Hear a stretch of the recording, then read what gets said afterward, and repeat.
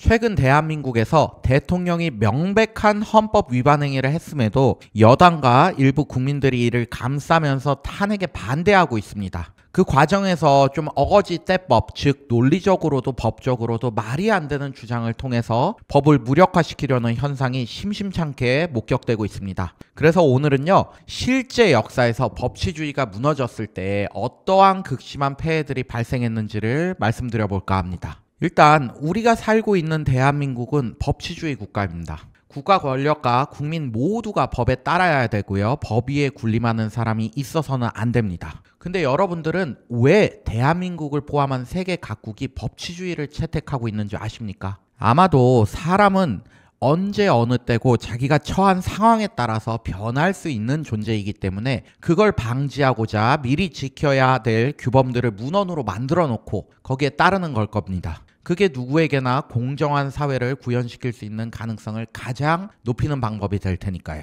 근데 힘을 가진 사람이나 집단에서요, 법을 무시하고 자기들의 입맛대로 억지를 부리게 되면 법치주의가 서서히 붕괴되게 됩니다. 실제 역사 속에서 어거지 떼법이 법치를 무너뜨린 결과 극심한 폐해가 발생된 사례들이 많습니다. 자, 첫 번째 사례는요, 미얀마 군부 타트마도 쿠데타 사건이 있죠. 2020년 총선에서 아웅산 수치 정부가 82%의 득표율로 정권을 창출하게 됐습니다. 그렇지만 군부가 부정선거를 주장하면서 쿠데타를 일으켜서 정당하게 선임된 정치인들을 강제로 구금하고 의회를 해산시켜버립니다. 당연히 많은 국민들이 반대를 했습니다. 그러니까 군부가 민주화 요구를 탄압하기 위해서 반대 세력을 모두 숙청했는데 그 과정에서 3,000명 이상이 사망하고요. 2만 명 이상이 체포됐습니다. 이게 2020년에 있었던 일이에요. 국제사회에서는 군부 정권에 경제 제재를 가했고요. 미얀마는 지금도 극심한 정치적 불안과 경제적 붕괴 현상을 겪고 있습니다.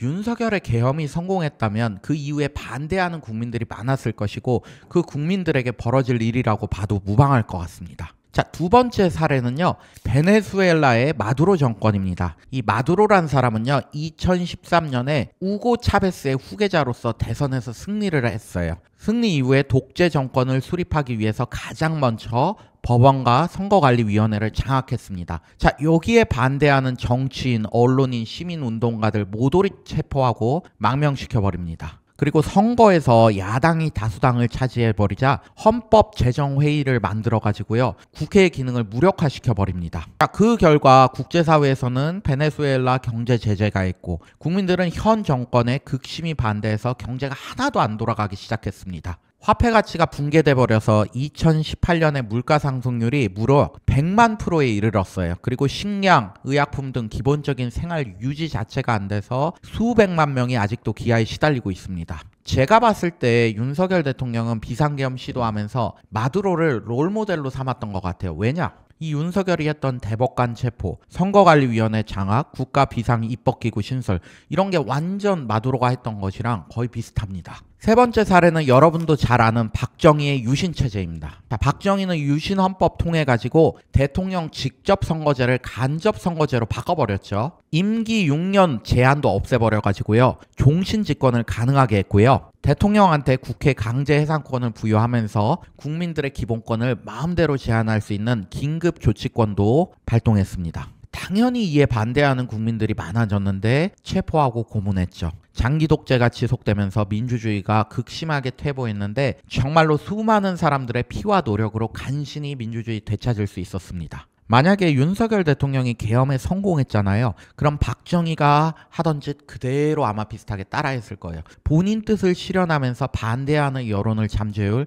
다른 방법이 없을 테니까요. 자, 네 번째 사례는 나치 독일입니다. 독일 바이마르 공화국 당시에 히틀러라는 사람이 등장해서 처음에는 민주적 절차를 이용해서 정당하게 권력을 확보했어요. 근데 이후에 권력 재집권을 위해서 수많은 거짓 주장과 공포 조성을 통해서 법을 자기 마음대로 뜯어 고쳐버렸습니다. 대표적인 게 뭐가 있죠? 유대인들이 지하에서 경제를 조종하고 있고, 공산자들이 국회의사당 방한 사건의 주범이라는 거짓 주장을 통해서 쿠데타의 빌미를 만들었죠. 자, 쿠데타 이후에는 의회를 무력화하고 자기에게 반대되는 세력을 다 죽여버립니다. 그 결과 독일은 전체주의 국가로 전락했고 인류 역사상 최악의 비극인 2차 세계대전을 일으키게 됩니다. 이거 바한 국가 세력 척결을 표방하면서 국회 무력화 시도한 윤석열이하고 굉장히 비슷하지 않습니까? 자, 마지막으로 푸틴은 2000년부터 권력을 공고히 하기 위해서 언론을 탄압하고 선거 결과를 조작하고 정치적 반대 세력을 암살하고 구속시킨 이런 사실은 이미 잘 알려져 있습니다. 그 결과 러시아의 법은 푸틴을 보호하는 도구로 전락하게 되었고 국민들은 지속적으로 자유를 상실하고 있으며 원치도 않는 전쟁에 참여하게 됐습니다. 자, 지금 탄핵 반대하시는 분들에게 묻고 싶습니다. 진정으로 이런 나라에서 살고 싶은 건지 묻고 싶어요. 자, 윤석열 대통령은요, 겉으로는 국민 하면서 포장을 하고 있어요. 하지만 실상은 여러분들하고 가족들한테 총칼을 들이대면서 독재 정권을 만들려고 했던 사람입니다. 그런 사람을 보호하겠다는 미명 아래서 떼법, 어거지법을 주장하고 있는 관계로 선량한 일반 국민들의 법치주의에 대한 인식 수준까지 계속 하향되고 있는 것 같습니다. 많은 사람들이요, 거리로 나와서 탄핵 반대 외쳐대니까요. 일반 국민들이 저기에 나름 합리적인 이유가 있겠지라는 생각을 조금씩 갖게 되고요. 점차 법치주의 위반이 용인되어 가고 있는 현실이 너무 안타깝습니다. 그리고 심지어 역사를 좀 안다고 하는 한국어 강사 전한길 씨 있죠. 이분은요, 제대로 된 근거도 없이요, 부정선거와 헌법재판소 음모론과 같은 궤변들을 늘어놓고 있습니다. 제가 봤을 때 전한길 이분은 한국사만 공부하셔서 그런지 그간 세계 여러 나라에서 법치주의가 무너졌을 때 얼마나 참담한 결과들이 발생했는지를 잘 모르고 계신 것 같더라고요. 지식인이라고 하는 사람까지 이런 모습을 보이고 있으니 정말로 많이 안타깝습니다. 부디 이번에 법원과 헌법재판소에서 이 사건을 좀 엄중하게 다뤄가지고 대한민국의 법치주의가 정상으로 회복되었으면 하는 바람이 있습니다.